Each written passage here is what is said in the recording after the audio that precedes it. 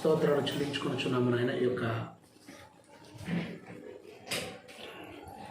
రాత్రికాల వేళలో తండ్రి, మీ బిడ్డలమైన మేము మీ మాటలను వింటుండగా సమయోచితమైన జ్ఞానమును మీరు మాకు ప్రసాదిస్తారని మీ ప్రియ కుమారుడు మా రక్షకుడైన యేసుక్రీస్తు వారి నామములో ప్రార్థించి అడిగి వేడుకొని యొక్క తరగతిని ప్రారంభించుకొనుచున్నాము తండ్రి. ఆమేన్. చేరుకుడి వచ్చిన అందరికీ యేసుక్రీస్తు వారి నామమున వందనాలు తెలియజేస్తున్నాను. ప్రభునందు ప్రియులారా, పరిశుద్ధ గ్రంథములో నుండి ఈ యొక్క దినాన్న ఒక చక్కటి విషయాన్ని గురించి మనం ఆలోచన చేద్దాం. ఈరోజు మనం ఆలోచన చేయబోయే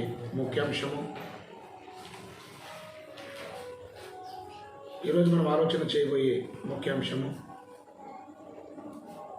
సేవకుని విలువ కుటుంబానికి తెలుసా?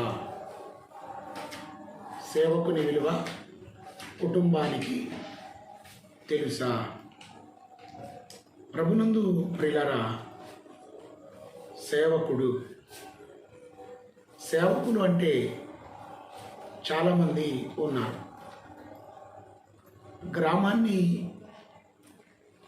పాలించే సర్పంచ్ను గ్రామ సేవకుడు అంటారు. నియోజకవర్గాన్ని పాలించే వ్యక్తిని నియోజకవర్గ సేవకుడు అంటారు.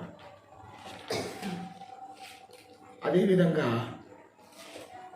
రాష్ట్రాన్ని పాలించే అతను రాష్ట్ర సేవకుడు అని అంటారు. దేశాన్ని పాలించే అతను, దేశాన్ని పరిపాలించే అతన్ని దేశ సేవకుడు అంటారు. అయితే సేవకుడు అనగా అర్థం ఏంటంటే సేవ చేసేవాడు. ప్రజలకు సేవ చేసేవాడిని ప్రజాసేవకుడు, దేశానికి సేవ చేసేవాడిని దేశ సేవకుడు. అదేవిధంగా ప్రియులారా, ఏ సేవకుని విలువ తెలియాలి? ప్రజాసేవకుల విలువ మనకు తెలుసు. ప్రజాసేవకులు రాగానే వలమాలడు, వారికి ఇవ్వాల్సిన గౌరవాలు వారికి ఇస్తున్నాం. ప్రజాసేవకుడు వచ్చాడనుకో, ప్రజాసేవకుడికి కూడా ఇవ్వాల్సిన విలువలు మనం ఇస్తున్నాం. అయితే ప్రియులారా, విలువ ఇవ్వనిది ఎవరికంటే ప్రభు సేవకునికి. ప్రభు సేవకునికి నేటి సమాజంలో విలువలన్నవి లేవండి. విలువలు కరువైపోయాయి, విలువలు కనుమరుగైపోయాయి. విలువలు కరువైపోయిన తరుణంలో, విలువలు కనుమరుగైపోయిన తరుణంలో మనం గ్రంథాన్ని చూస్తే పిల్లరా, పరిశుద్ధ గ్రంథంలో నుండి లూకాసు వార్త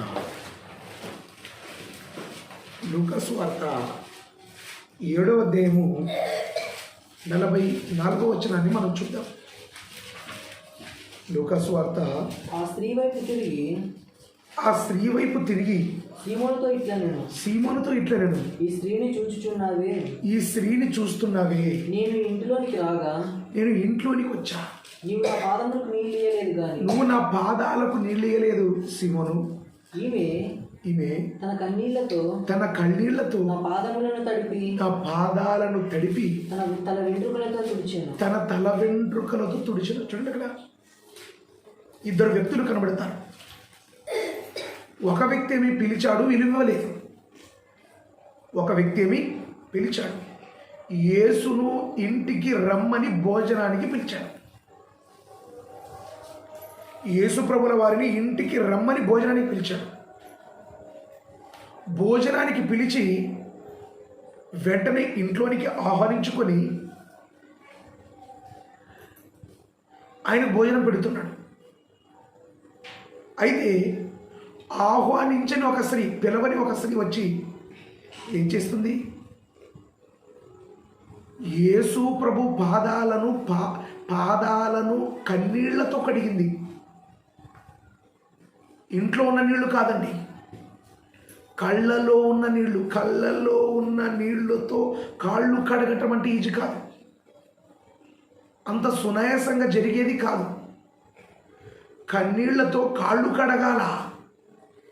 యేసు కాళ్లను కన్నీళ్లతో కడిగింది. యేసు కాళ్ళను కన్నీళ్లతో కడిగిందంటే, కన్నీళ్లతో కడిగి ఏం చేసింది ఇవిడ? తల వెంట్రుకలతో తుడిచింది. ఏదని ఏదో ఒక క్లాత్ తీసుకొని తొడవలేదు. క్లాతుతో యేసు పాదాలను తొడవలేదు ఇవిడ. కన్నీళ్లతో లేదు, తల వెంట్రుకలతో కురలతో పాదాలను తుడిచింది. మనం ఆలోచించారు పిల్లరా, స్త్రీ తన జీవితంలో తన బ్రతుకులో దేనికి ప్రాధాన్యత ఇస్తుంది అని మనం చూస్తే, స్త్రీ డబ్బు కంటే, స్త్రీ అందము కంటే, స్త్రీ తను ధరించుకునే బట్టలు కంటే, స్త్రీలైన వారందరూ ఎక్కువ ప్రాధాన్యత, ఎక్కువ విలువనిచ్చేది ఏంటంటే తెలుసా? ఎంట్రుకలు. వీటికి ఎంట్రుకలు చాలా ఉన్నతంగా గొప్పగా ఎంట్రుకలను చూసుకొని ఆనందపడేవారు స్త్రీలు. అలాంటి ఎంట్రుకలకు ప్రాధాన్యత ఇచ్చే స్త్రీ తన ఎంట్రుకలతో ప్రభు పాదాలు తుడిచిందండి. ఒకరేమి పిలిచారు, విలువలేదు. మరొకరేమి పిలువలేదు, విలువనిచ్చారు. అంటే ఇంటికి పిలిచిన ఆయనకి యేసు విలువ తెలుసా? లేక పిలువబడిన తర్వాత ఇంట్లోనికి వచ్చిన యేసు పాదాలు కన్నీళ్లతో కడిగిన స్త్రీకి యేసు విలువ తెలుసా? ఎవరు తెలుసు? స్త్రీకి యేసు విలువ తెలుసు. ఎలాగండి? యేసు విలువ ఎందుకు మనకు? సేవకుని విలువ కదా మనము ఆలోచించాల్సింది అనే ప్రశ్న మీకు వచ్చండి. యేసు కూడా ఎవరో మనం ఒకసారి గ్రంథాన్ని చూస్తే, అపోస్తలుల కార్యములు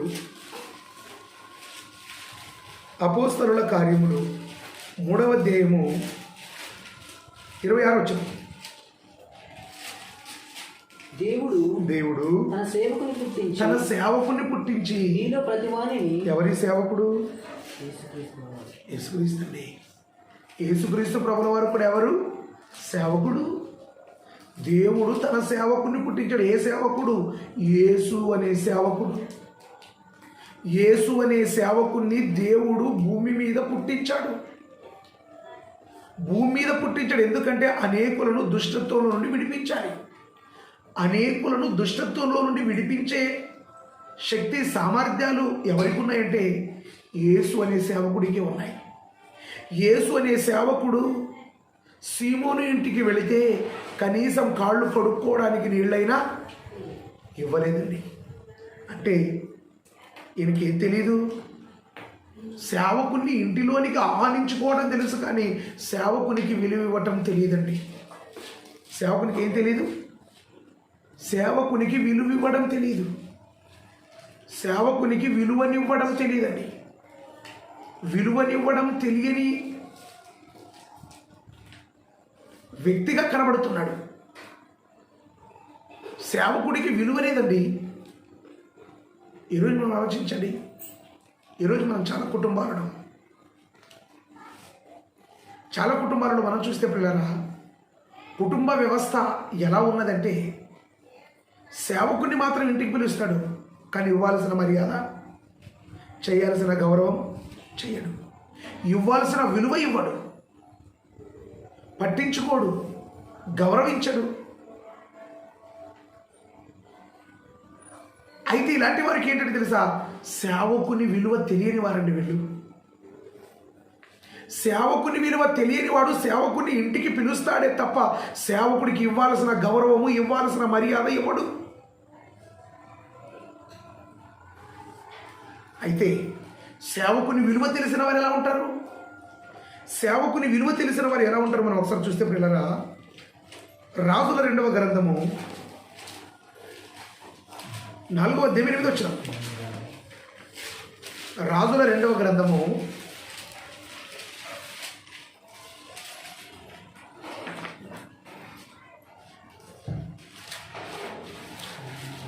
4వ అధ్యాయం 8వ వచనం. ఒక దినమందు ఎలీషా షూనేము పట్టణమునకు పోగా అచ్చట గనురాలైన ఒక స్త్రీ భోజనమునకు రమ్మని అతన్ని బలవంతము చేశాను. ఏం చేశాను? ఎవరిని? తన్ని దైవజనుణ్ణి. ఎవరినండి? దైవజనుడు దారిలో వెళుతున్నాడు. దైవజనుడు దారిలో వెళుతుంటే దారిలో వెళుతున్న దైవజనుడిని ప్రతిరోజు చూస్తుంది.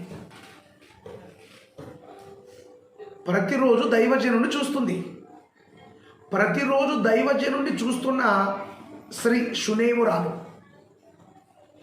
చూస్తుంది. ఒకరోజు ఆయన దగ్గరికి వెళ్ళింది. దైవజనుడా, మా ఇంటిలో నువ్వు భోజనం చేయాలి. ఏం చేయాలి? మా ఇంట్లో నువ్వు భోజనం చేయాలి. మా ఇంట్లో నువ్వు భోజనం చేయాలి. ఇంటికి భోజనానికి పిలిచింది, అంతే. ఇంటికి భోజనానికి పిలిచింది. ఇంటికి భోజనానికి పిలిచి ఏమంటుంది మరి చూడండి, 10వ వచనం.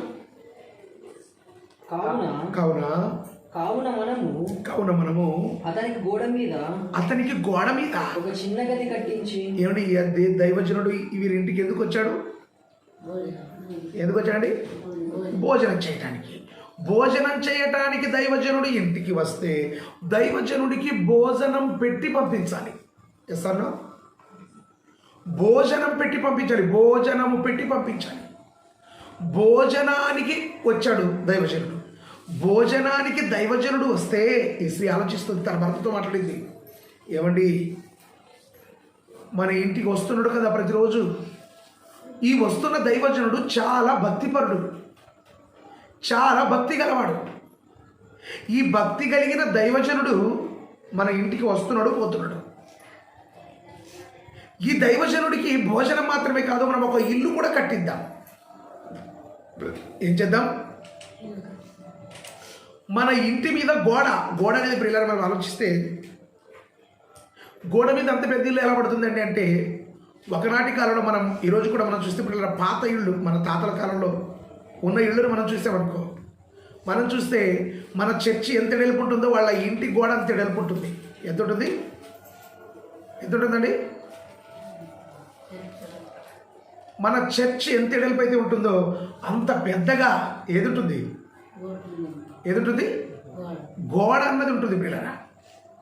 గోడ అన్నది ఉండటం మనం గమనిస్తాం.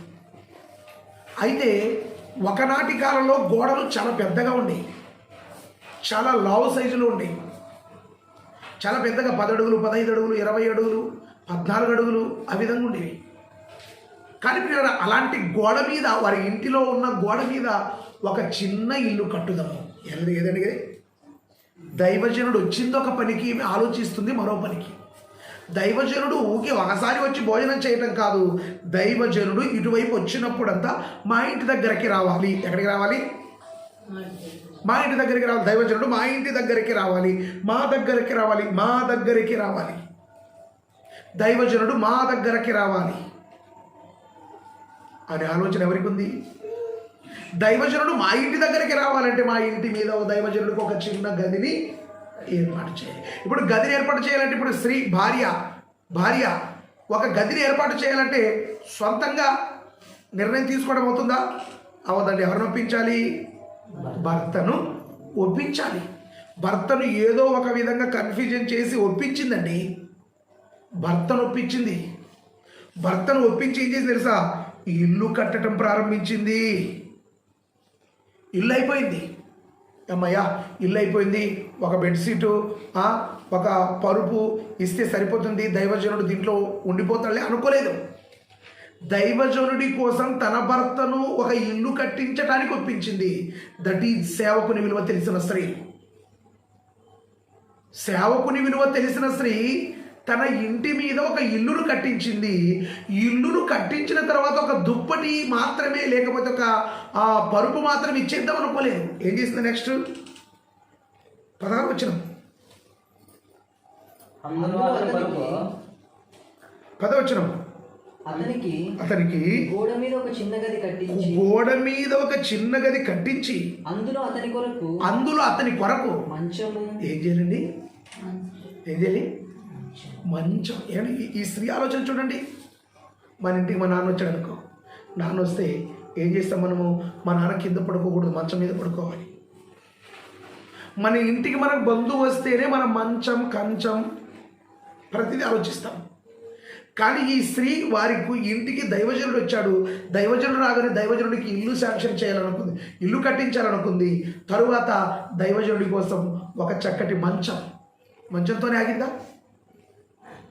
దైవజనుడి కోసం ఒక బల్ల, దైవజనుడి కోసం ఒక పీట, దైవజనుడి కోసం ఒక దీపస్తంభం. ఏంటంటే ఇంత గొప్పగా ఆలోచిస్తుంది ఇవిడ? ఇంత గొప్పగా ఎందుకు ఆలోచిస్తుంది ఇవిడ? దైవజనుని విలువ తెలిసిన స్త్రీ, దైవజనుని విలువ నెరిగిన స్త్రీ. దైవజనుని విలువ నెరిగిన స్త్రీ ఎలా ఉంటుంది తెలుసా? ఎలా ఉంటుందండి? ఇలా ఉంటుంది. దైవజనుని విలువ నెరిగిన స్త్రీ దైవజనుని బాగోగులు చూస్తుంది, దైవజనుని కష్టాలు చూస్తుంది, దైవజనుడి యొక్క ఇబ్బందులను కూడా చూస్తుంది. దైవజనుడి యొక్క కష్టాలను, ఇబ్బందులను, ఇరుకులను చూసే స్త్రీ ఎలా ఉంది తెలుసా? ఎవరో తెలుసా? షునేమిరాలు. అమ్మా షునేమిరాలు, నువ్వు నా సేవకుడైన, నా భక్తుడైన ఎలీషా గురించి, దైవజనుని గురించి నువ్వు ఇంత గొప్పగా ఆలోచిస్తున్నావంటే నువ్వు సామాన్యురాలు కాదు. నువ్వెవరివి? గనురాలువి. ఎవరండి? గనురాలు. గనురాలుగా ఎందుకు పిలువబడింది? గనురాలుగా ఎందుకయింది? మరియగానే మిగిలింది, మార్తగానే మిగిలింది. వీళ్ళందరూ పేర్లుగానే మిగిలిపోయాయి తప్ప వీరి పక్కన, ఎవరి పక్కన ఘనత, గనులు అన్నది ఉండదండి. ఈవిడికి మాత్రమే ఘనత దక్కింది. ఏ ఘనత? గనురాలన్న ఘనత. గనురాలన్న ఘనతను ఎందుకు దక్కించుకుందంటే ఘనమైన పని చేసింది. ఏటి ఘనమైన పని అంటే, ఒక దైవజనుడికి ఇల్లు కట్టించడం ఘనమైన పని, ఒక దైవజనుడికి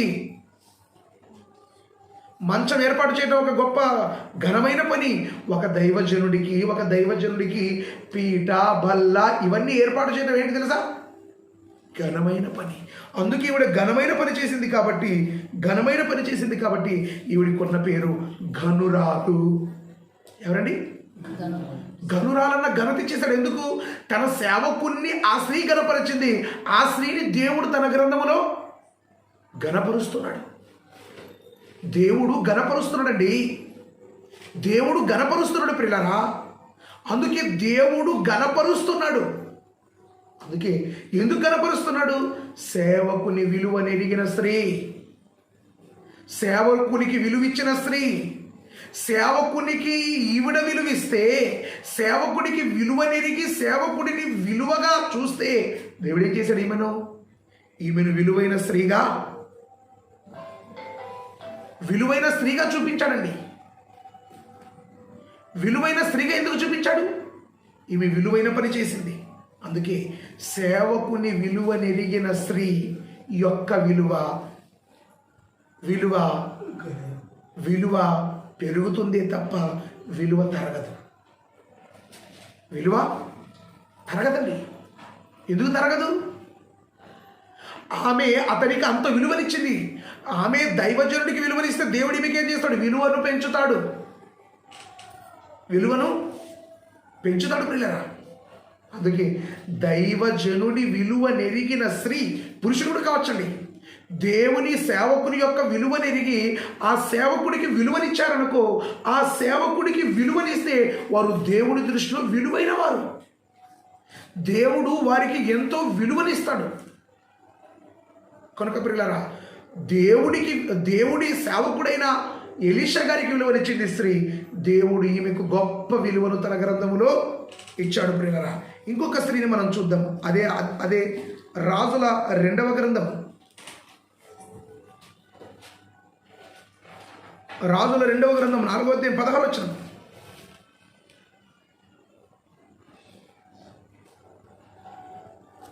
రాజుల 2వ గ్రంథం 4వ అధ్యాయం 16వ వచనం.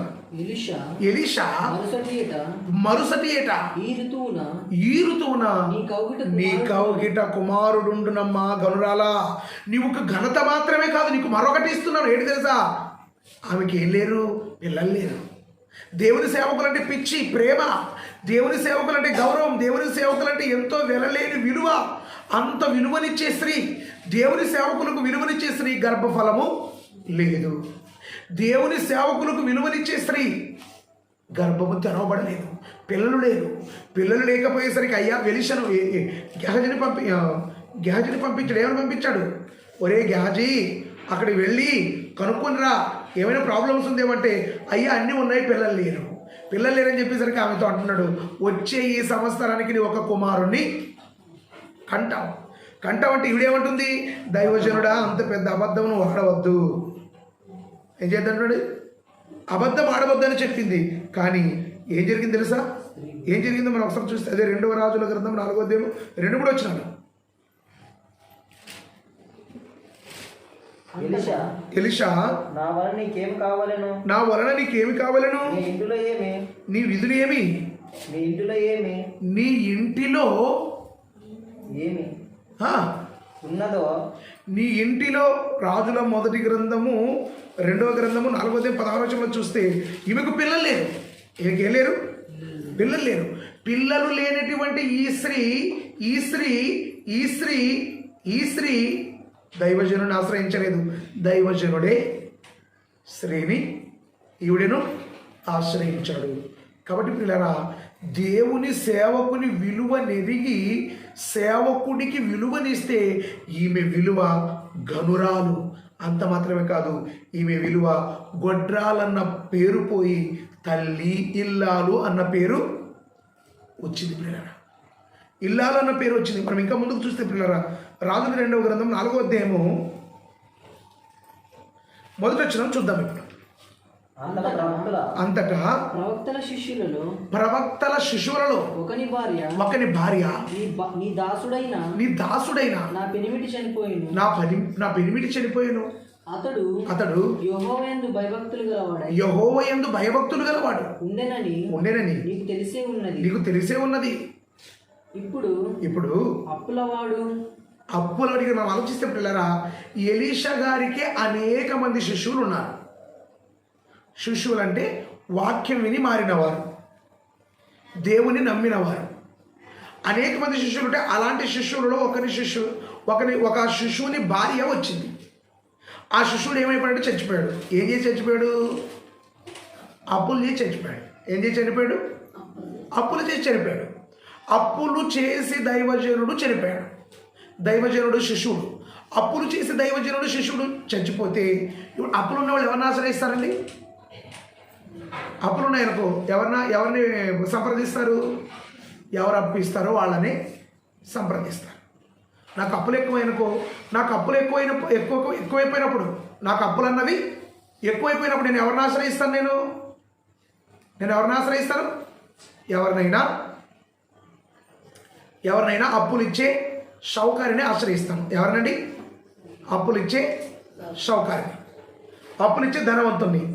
అప్పులు ఇచ్చే ధనవంతుని ఆశ్రయిస్తానే తప్ప మరొకరిని నేను ఆశ్రయించను. కానీ ఈవిడిగా అప్పులు ఎక్కువ ఉన్నాయి. ఎవరికి? ఎలీషా గారి శిష్యుని భార్యకు. ఈ అప్పులు ఎవరు చేశారంటే ఎలీషా శిష్యుడు చేసి చచ్చాడు, మరణించాడు. ఎలీషా గారి శిష్యుడు అప్పులు చేసి మరణిస్తే ఆ అప్పులు తీర్చాల్సిన బాధ్యత ఎవరిది ఉంది? భర్త చనిపోయాడు. భర్త చనిపోతే ఎవరు తీర్చాలి అప్పుల్ని? భార్య అప్పులు తీర్చాలి. కాబట్టి ఈ భార్య వెంటనే వచ్చి ఎవరి దగ్గరకు వచ్చింది? ఎవరి దగ్గరకు వచ్చిందండి? దైవజనుడి. ఎలీషా అని పేరు పెట్టి మనం ఎప్పుడు కూడా పిలువకూడదు దైవజనుడి దగ్గరకు వచ్చింది. ఎవరి దగ్గరకు వచ్చింది? దైవజనుడి దగ్గరికి. కానీ యాక్చువల్గా వెళ్ళాల్సింది సావుకారి దగ్గరికి, అప్పిచ్చేవాడి దగ్గరికి వెళ్ళాలి తప్ప దైవజనుడి దగ్గరకు రాకూడదు. కానీ మీ దైవజనుడి దగ్గరకు రాకూడదు, కానీ దైవజనుడి యొద్దకే వచ్చింది. ఎందుకు? ఈరోజు మీలోనండి సంఘంలో ఉన్న వాళ్ళకి అప్పులు ఎక్కువ ఉన్నాయి అనుకో, అప్పులు ఎక్కువ ఉంటే ఎవరి దగ్గరకు వస్తారండి? ఎవరైతే డబ్బు ఉందో, ఒకవేళ నేనే ఉన్నాను అనుకో, నేను దేవుని సేవకున్న దగ్గర డబ్బు ఎక్కువ ఉంది, చాలా ఉంది, డబ్బు ఎక్కువ ఉంటే నన్ను డబ్బు అడగడానికి వస్తారు తప్ప సార్ నాకు అప్పు ఉంది ప్రార్థన చేయమని ఎవడు కూడా రాడు. ఎందుకు? మనకు దేవుని సేవకుడన్నా విలువ లేదు, దేవుడన్నా నమ్మకం లేదు. దేవుడనే నమ్మకం మనకు లేదు, సేవకుడనే విలువ మనకు లేదు. కారణం మనకు విలువ తెలీదు. ఈవిడికి విలువ తెలుసు. ఈవిడికి ఏం తెలుసు? ఈవిడికి విలువ తెలుసు. విలువ తెలిసినటువంటి ఈవిడ ఏం చేసిందంటే దైవజనుని సంప్రదించింది. ఏ ధనవంతుని, ఏ సావుకారిని, ఏ అప్పుల మారవాడిని సంప్రదించలేదు. దైవజనుని సంప్రదించింది. దైవజనుని సంప్రదిస్తే దైవజనుడు ఏం చేయాలి చెప్పండి? మనకు ప్రశ్న రావచ్చు, అంటే ఎలీషా గారు అంత ధనవంతుడు అనవచ్చు. కాదండి. ఎలీషా గారు ఏం చేశారో ఒకసారి గ్రంథాన్ని చూస్తే 2-3 వచనాలు చూడండి ఒకసారి. నా వల్ల నీకేం కావాలి? నా వలన నీకేం కావాలి చెప్పమ్మా. నీకు అప్పులున్నాయని వచ్చావు, నువ్వు అప్పులున్నాయని వచ్చావు. ఇంతకు నా నుంచి నీకు ఏం సహాయం కావాలి చెప్పు నీ అని అడిగాడు. ఇంటిలో ఏమి ఉన్నదో అడిగాడు, నా నుంచి ఏం సహాయం కావాలి చెప్పంటే, ఏ లేదయ్యా, అప్పులన్నీ తీరిపోవాలి, మా పిల్లలు చక్కగా ఉండాలి. ఎందుకంటే అప్పులోళ్ళు మా పిల్లల్ని తీసుకొని బానిసలుగా తీసుకొని వెళ్ళటానికి వచ్చారంటే, ఒక మాటలో చెప్పాలంటే గాసం పెట్టుకోవడానికి వచ్చారు అని చెప్తే, దైవజనుడైన ఎలీషా గారు ఏమన్నారంటే, సరే అమ్మా, నీ ఇంట్లో ఏమున్నాయి? మీ ఇంట్లో ఏమున్నాయండి? పాత గుండెళ్ళు, పాత కుండ్లు, పాత కడవులు, రాతి బాణలు ఇవేనండి ఉన్నాయి అన్నాను. అయితే నువ్వు ఒక పని చేయి, మీ ఊర్లో ఎంతమంది అయితే ఉన్నారో అంతమంది దగ్గర కుండ్లు, బాండ్లు, కడవులు అన్నీ బాగా తీసుకొచ్చుకో. అప్పు తీసుకొని రా, తీసుకొని వచ్చి నీ దగ్గర ఉంచుకో. నీ దగ్గర నీ యొక్క బుడ్డిలో ఏముంది? నూనె ఉంది. నీ బుడ్డిలో ఏముంది? నూనె ఉంది. నువ్వు ఒక పని చేయి, ఒక గ్లాస్ తీసుకో. బుడ్డిలో ఉన్న నూనెనంతా ఏం చేయి? కొద్ది కుండలోకి, కొద్ది బోగంలోనికి, కొద్దిగా ఆండలోనికి, కొద్దిగా దీంట్లోనికి, అలాంటి వాళ్ళ దగ్గర అరువు తీసుకొచ్చే కదా కడవలు, అవన్నీ వాటిలో నింపు, వాటిలో పోసి అంటే ఆ గ్రామంలో ఎంతమంది అయితే ఉన్నారో అంతమంది దగ్గర పాత్రలన్నీ తీసుకొని వచ్చిన ఆ యొక్క బుడ్డిలో నూనె మాత్రం, ఆ కుండలో నూనె మాత్రం, ఆ పాత్రలో నూనె మాత్రం అయిపోలేదండి.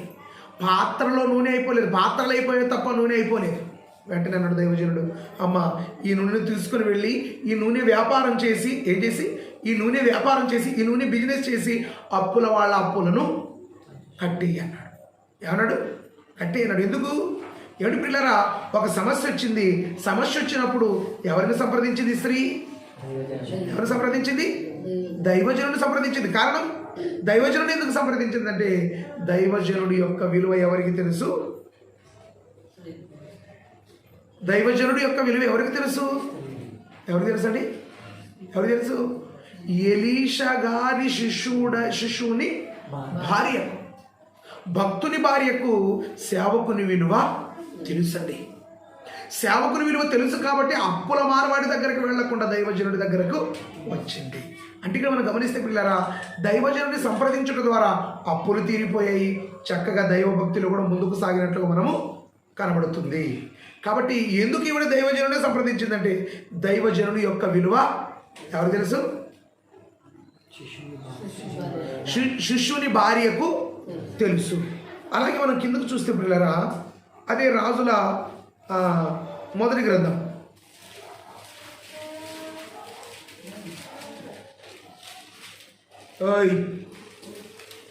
రాజుల మొదటి గ్రంథం 17వ అధ్యాయం 10వ వచనం.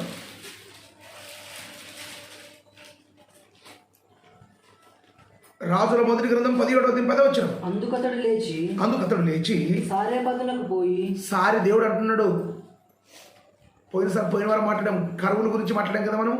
ఆ కరువు వచ్చింది. కరువు కాలంలోనే దేవుడు ఏం చేశాడు? ఏలియా గారిని పిలిచాడు.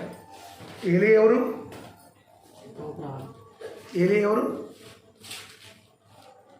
ఎలీషా గారి గురువు, శిష్యుడు కాదు, గురువు.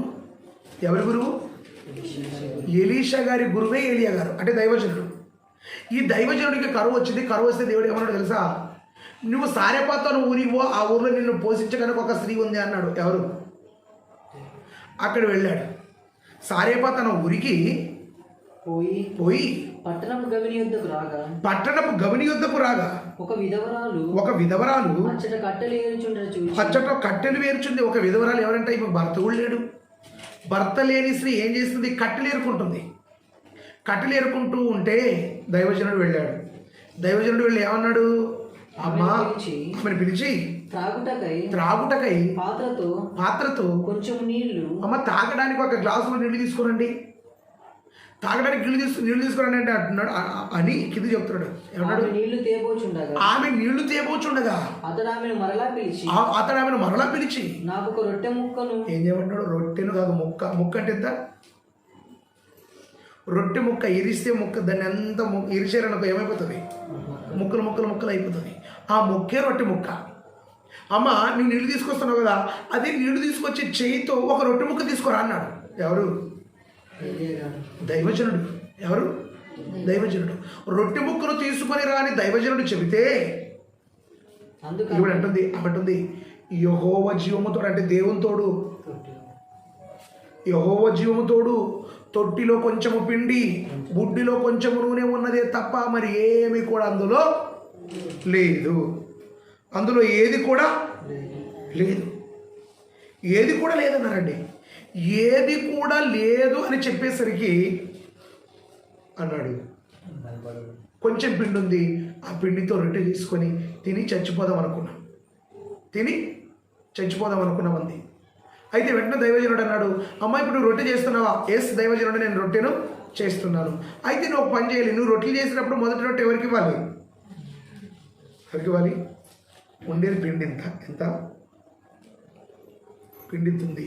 మీరు ఇద్దరున్న తలకు ఒక్కొక్క రొట్టె అయితే మీరు ఫస్ట్ మీరే అనుకున్నారు మేము రొట్టె చేసుకుని తినాలనుకున్నాం. మధ్యలో నేను వచ్చి మొదటి రొట్టె నాకు ఏంటి అన్నాను, మీరేమంటారు? అమ్మా తినే అన్నంలాగా మొన్నేసేదంటే ఇదే చూడి, ఉండేది రెండే అవుతావు, మరి నీకే ఆడిస్తాం. మొదటి రొట్టె కాదు కదా, లాస్ట్ రొట్టె కూడా ఏమో, ఎందుకంటే వచ్చేది 2 రొట్టెలే అని అంటాం. కానీ ఈ స్త్రీకి చెప్పాడు దైవజనుడైన ఏలియా గారు చెబితే ఇవిడ ఏం చేసింది? రొట్టెలు తయారు చేసింది. ఏం చేసింది? రొట్టెలు తయారు చేసింది. రొట్టెలు తయారు చేసి దైవజనుడు ఏ విధంగా అయితే అడిగాడు ఆ విధంగానే మొదటి రొట్టె ఇచ్చేసిందండి. ఏం చేసింది? మొదటి రొట్టె దైవజనుడికి ఇచ్చేసింది. మొదటి రొట్టె దైవజనుడికి ఇవ్వగానే దైవజనుడు ఏం చేశాడు? ఆ రొట్టెను తీసుకున్నాడు. ఆ మొదటి రొట్టెను దైవజనుడు తిన్నాడు. ఆ మొదటి రొట్టెను దైవజనుడు తిన్న తర్వాత ఏం జరిగింది మీరు ఒకసారి చూడండి. రాజుల మొదటి గ్రంథము 17వ అధ్యాయం 13, 14 వచనాలు. తరువాత నీకును నీ బిడ్డకును అప్పములు చేసుకొను భూమి మీద యెహోవా వర్షం కురిపించే వరకు ఆ తొట్టెలో పిండిని తక్కువ కాదు, బుడ్డిలో ఉన్న నూనె అయిపోదు. ఎప్పుడు వరకు? ఎప్పటి వరకు?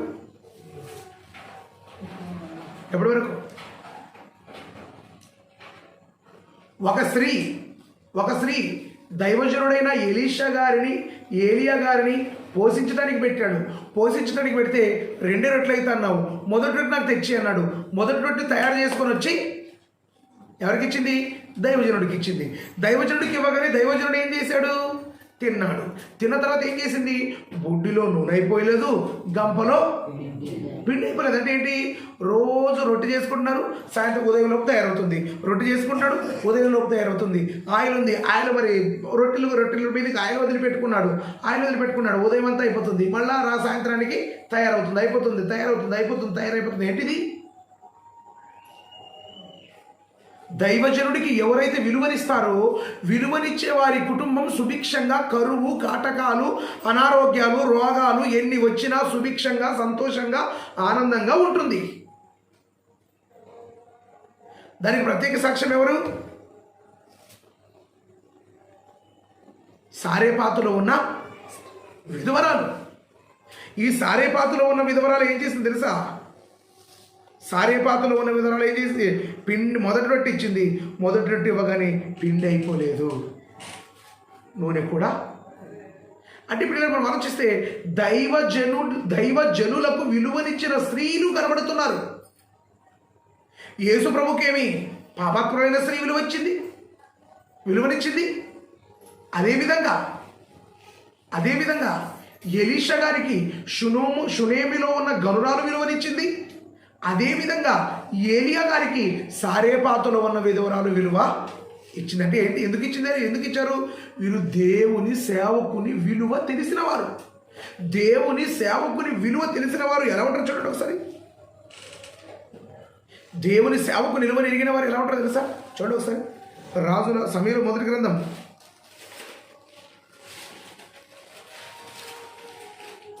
16వ అధ్యాయం 4-5 వచనాలు.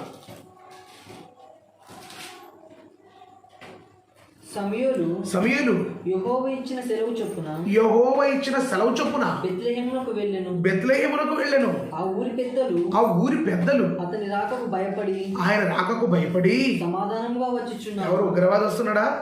పోలీసు వస్తున్నాడా? ఎవరు వస్తున్నారండి? దైవజనుడైన సమూయేలు గారు వస్తున్నారు.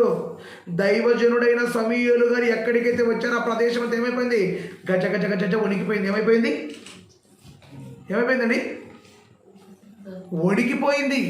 దైవజనుడా సమాధానంతో వచ్చుచున్నావా? దైవజనుడా సమాధానంతో వచ్చుచున్నావా? దైవజనుడా ఏమంటున్నారు? సమాధానంతో వచ్చుచున్నావా? భయపడి లేచారండి. ఎవరిని చూసి? మనం ఎప్పుడైనా దేవుని సేవకుని భయపడి లేచి నిలబడ్డామా? ఎంఆర్ఓ మీకోసం వచ్చాడంటే మీరు ఏం చేస్తారు? వెంటనే లేచి నిలబడతారు. తహసీల్దార్ మీ ఇంటికి వచ్చినట్టే ఏ సిట్ చేయడానికి వచ్చినట్టు భయపడిపోతారు. మనం ఆలోచన చేస్తే పిల్లరా, మనం ఆలోచన చేస్తే మన జీవితంలో, మన బ్రతుకులో మన మీదికి ఎవరైనా వచ్చారనుకో భయపడిపోతాం. కానీ ఒక సందర్భంలో మనం చూస్తే పిల్లరా, సారేపాతులో ఉన్న విధవరాలు ఒక దైవజనుని పోషించింది. చక్కగా పోషించింది. ఎప్పటి వరకు పోషించిందండి? ఎప్పటి వరకు పోషించింది ఎలియా గారిని? వర్షం వచ్చే వరకు. వర్షం ఎంతకాలం పోయింది? 3 సంవత్సరముల 6 నెలలు. 3 సంవత్సరాల 6 నెలలు వర్షం పోయిందంటే 3 సంవత్సరాల 6 నెలలు ఎలీషా గారిని ఎవరు పోషించారు? ఎలియా గారిని ఎవరు పోషించారు? సారేపాతులో ఉన్న విధవరాలు. సారేపాతులో ఉన్న విధవరాలు 3.5 సంవత్సరాలు పోషించిందంటే ఇట్స్ గ్రేట్. చాలా గొప్పది. చాలా దేవుని సేవకుని యొక్క విలువ తెలిసిన స్త్రీ, దైవజనుడి యొక్క విలువ తెలిసిన స్త్రీ. దైవజనుడి యొక్క విలువ ఎవరైతే తెలుసుకుంటారో వారు గొప్ప విలువనిస్తారండి. వారు గొప్ప ప్రాధాన్యతనిస్తారు. చూడండి ఎంత గొప్ప ప్రాధాన్యతనిచ్చారో మనం ఒకసారి చూస్తే పిల్లరా, లూకాసు వార్త 10:39 వచ్చిన. ఆమెకు 10:39 వచ్చిన. ఆమెకు మరియాను సహోదరి ఉండెను. ఈమె యేసు పాదముల యొద్ద కూర్చుండి. యేసు పాదాలు ఎక్కడ కూర్చుందండి? యేసు కాళ్ళ దగ్గర కూర్చుంది. ఎందుకు? యేసు ప్రభు కాళ్ళ దగ్గర ఎందుకు కూర్చుందండి? యేసు ప్రభు దగ్గర ఉన్న జ్ఞానాన్ని నేర్చుకోవాలంటే యేసు ప్రభు యొక్క విలువ ఎవరికి తెలుసు? మరియాకు తెలుసు. యేసు విలువ మరియాకు తెలుసు, కానీ యేసు విలువ మార్తకు తెలియదు. తర్వాత తెలుసుకుందే తప్ప మొదలు తెలియదు. మరియా, అందుకే అంటున్నాడు మరియా ఉత్తమమైన దానిని ఎన్నుకున్నది. మరియా గొప్పదానిని ఎన్నుకున్నది. అందుకే ప్రియులారా, మనమందరం కూడా ఆలోచించాలి. మనమందరం కూడా గమనించాలి. అందుకే మరియను చూసి మరియ ఉత్తమమైన దాని. ఎందుకంటే యేసు పాదాల దగ్గర కూర్చున్నది మగ్దలేని మరియ యేసు పాదాల దగ్గర కూర్చుంది. మరొక వ్యక్తి ఈవిడైతే పాదాల దగ్గర కూర్చుంది, కానీ మరొక వ్యక్తి ఏం చేస్తున్నాడు చూడండి. అపోస్తలుల కార్యములు 10వ అధ్యాయం, అపోస్తలుల కార్యములు 10వ అధ్యాయం 25-26 వచనం. పేతురు లోపలికి రాగా కొర్నేలు అతనిని ఎదుర్కొని అతని పాదముల మీద పడి నమస్కారం చేశాను. ఏం చేశాడు? దైవజనుడు ఇంటిలోనికి రాగానే దైవజనుడి పాదాలకు నమస్కారం చేస్తున్నట. కాళ్లకు నమస్కారం, పాదాలకు నమస్కారం చేస్తున్నాడు. ఎవరు? కొర్నేలు గారండి. కాళ్లకు మొక్కుతున్నాడు. కొర్నేలు అంటే ఏంటి తెలుసా? శతాధిపతి. ఎంతండి? 100 మందికి అధిపతి. 100 మందికి అధిపతి అయిన వాడు దైవజనుడి కాళ్ళను పట్టుకున్నాడండి. దైవజనుడి కాళ్ళను పట్టుకున్నాడు. అయ్యాలారా దైవజనుడా, నువ్వు గొప్పవాడివి, నీ పాదాలు పట్టుకునే అదృష్టం నాకు ఈరోజు లభించింది అని చెప్పి యేసు పాదాలు పట్టుకున్నాడు. అయిన తర్వాత అన్నాడు పేతురు గారు, నేను కూడా నీలాంటి మనుషుల్ని, కాబట్టి పెద్దగా భయపడాల్సిన పనులు ఏమి లేదన్నాడు. లేదని మీరు దైవజనులు కాబట్టి మీరు దైవజనులైన మీకు దైవజనులైన మీకు మేము విలువనివ్వాలి, ఎందుకంటే మీరు చాలా గొప్పవాడు. కాబట్టి దైవజనుని విలువనెరిగిన సారేపాతు విధవరాలు దైవజనుని గొప్పగా చూసుకున్నది. దైవజనుని విలువనెరిగిన షునేమురాలు గనురాలుగా మార్చబడింది. దైవజనుని విలువనెరిగిన కొర్నేలు గొప్పవాడుగా పరలోకానికి అర్హుడుగా కనబడుతున్నాడు. దైవజనుని విలువనెరిగిన మరియా ఆయన పాదాల దగ్గర కూర్చొని నేర్చుకున్నది. ప్రియారా, నేర్చుకున్నదండి. మీకు దైవజనుని విలువ తెలిస్తే మీరేం చేశారు? దైవజనుని విలువ తెలిస్తే మీరు ఏం చేశారు? ఇంతకీ నీళ్ళు ఇచ్చారా? భోజనం పెట్టారా? అసలు ఏం చేశారు మీరు ఇంతకీ? ఏం లేదండి, ప్రతిరోజు వచ్చి కూర్చొని కొంచెంసేపు మెసేజ్ని ఎవరింటికి వాళ్ళు వెళ్ళిపోతాం అనుకుంటే మీకు పరలోకం లేదండి, పరలోకం రాదండి. పరలోకం లేదు, పరలోకం రాదు కూడా. అందుకే అదే చెప్తున్నాడు. ఏంటో తెలుసా? దైవజనుని విలువనెరిగినటువంటి వ్యక్తి చెబుతున్నాడు. దైవజనుని విలువనెరిగినటువంటి వ్యక్తి మాట్లాడుతున్నాడు.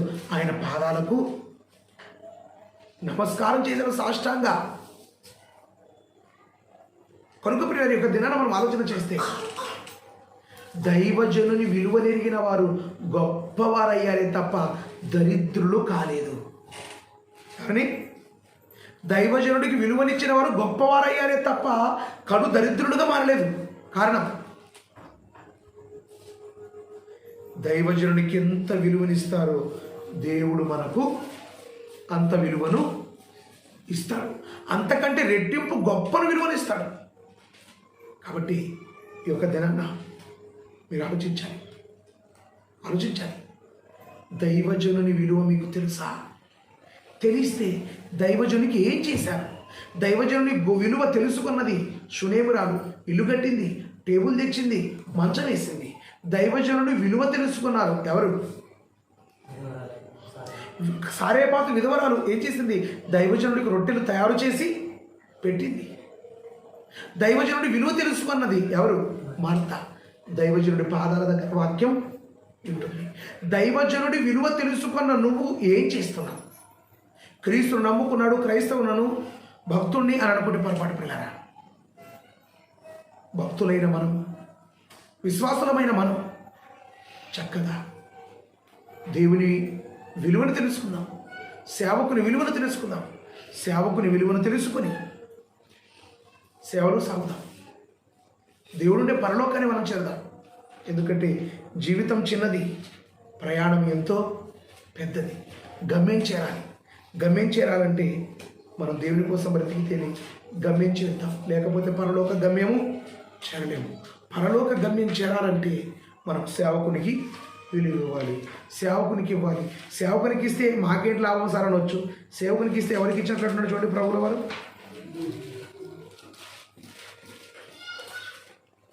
మత్తయి సువార్త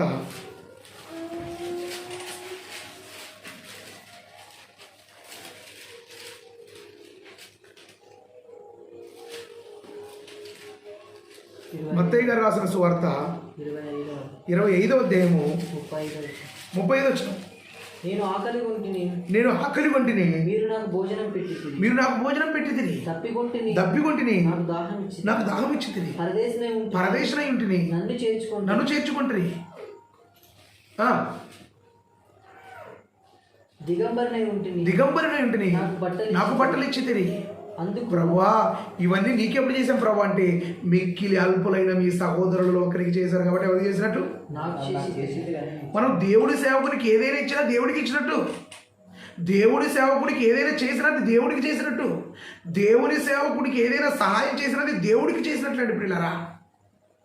కాబట్టి ఈ యొక్క దినాన మనమందరం కూడా గమనించాలి, మనమందరం కూడా ఆలోచించాలి.